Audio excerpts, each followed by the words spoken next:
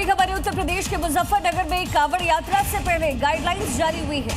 Police प्रशासन ने DJ संचालकों के साथ बैठक की है। सुप्रीम कोर्ट के दिशा निर्देशों का पालन करने के निर्देश दिए हैं। साउंड ऊंचाई और चौड़ाई को लेकर निर्देश दिया गया है। ये बड़ी जानकारी इस समय मिल रही है। मानकों का पालन जरूरी बताया गया है। सांप्रदायिक या जातिगत भावनाएं आहत करने वाले गीतों पर रोक रहेगी।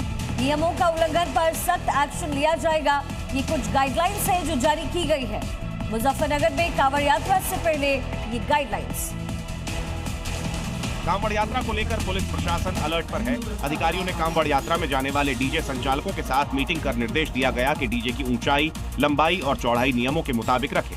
संचालकों को सांप्रदायिक, जातिगत और किसी को आहत करने वाले गाने न बजाएं। साथ ही नियमों के उल्लंघन पर सख्त एक्शन की भी चेतावनी दी गई। इसके साथ ही कांवड़ यात्रा में त्रिशूल, तलवार, भाले, डंडे या बेसबॉल बैट जैसे हथियारों पर पूरी तरह से प्रतिबंध लगा दिया गया है। तो यूपी में कांवड़ यात्रा की तैयारियां लगातार जारी हैं। वह यात्रा से पहले एक बार फिर से नेम प्लेट को लेकर के विवाद शुरू हुआ और कई लोग नेम प्लेट लगाने का समर्थन कर रहे हैं तो कई लोग इसका विरोध कर रहे हैं। कांवड़ यात्रा शुरू होने में अब कुछ ही दिन बचे हैं। वहीं अब कांवड़ यात्रा मार्ग पर दुकानों को लेकर फिर से नेम प्लेट का विवाद छिड़ गया। पिछले कुछ सालों से दुकानों पर नेम प्लेट लगाने को लेकर खूब राजनीति हुई है। कुछ दिनों से एक बार फिर बयानबाजी शुरू हो गई है।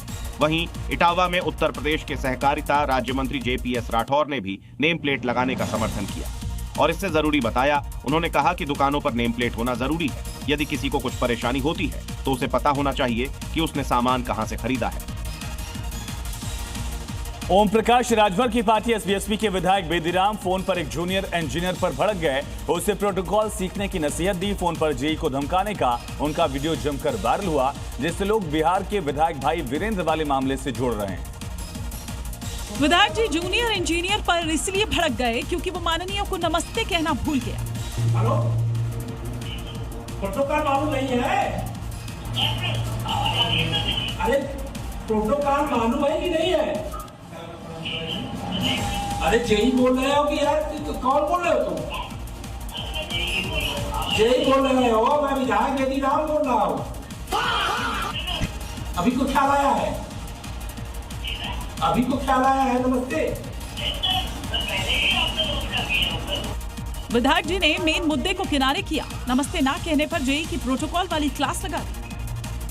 उत्तर प्रदेश चुनाव से पहले ही सपा कांग्रेस नेता आमने सामने आ गए हैं। सपा नेता उदयवीर के बयान पर पलटवार करते हुए कांग्रेस सांसद इमरान मसूद ने कहा कि सपा कांग्रेस की वजह से ही लोकसभा में 37 सीटें जीत पाए। इमरान मसूद यही नहीं रुके। उन्होंने आगे कहा कि समाजवादी पार्टी एक बोलने वाले मुस्लिम नेता को बर्दाश्त नहीं कर सकती। आजम खान का इलाज कराने में कौन कौन लोग शामिल हैं सबको पता है।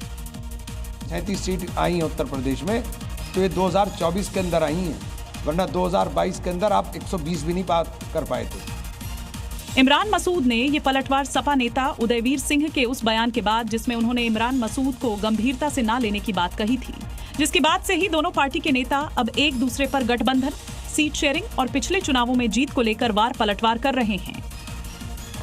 और इसी बीच एक बड़ी खबर है। लखनऊ से ईंधन में मिलावट को लेकर कार्रवाई की गई। 4 आरोपी गिरफ्तार किए गए। पेट्रोल डीजल चुरा करके मिलावट का काम करते थे। सॉल्वेंट मिलाकर के इसे बेचते थे। पेट्रोल और डीजल को बेचने का काम ही करते थे, सॉल्वेंट उसमें ऐड करते थे। लगभग 16,000 लीटर से ज्यादा ईंधन बरामद हुए हैं।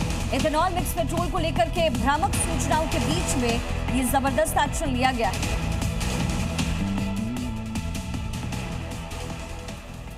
और अब देखते हैं इस वक्त की क्राइम अपडेट्स। गुरुग्राम के सेक्टर 55 में 25 साल के सॉफ्टवेयर इंजीनियर श्रेष्ठ मलिक ने अपनी गर्लफ्रेंड की चाकू गोदकर हत्या कर दी।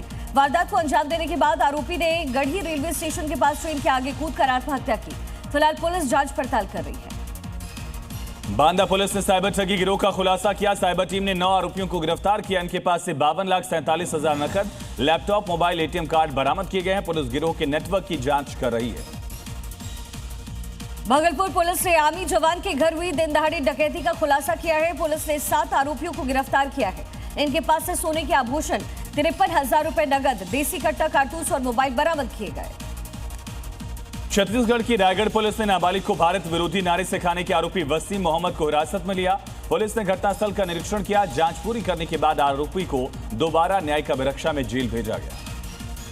सिंगरौली में रील बनाने के चक्कर में बाइक स्टंट करना युवक को भारी पड़ गया। रीवा सीधी टनल और देवसर बाजार में खतरनाक स्टंट का वीडियो वायरल होने के बाद पुलिस ने युवक को पकड़कर मोटर व्हीकल एक्ट के तहत कार्रवाई की है।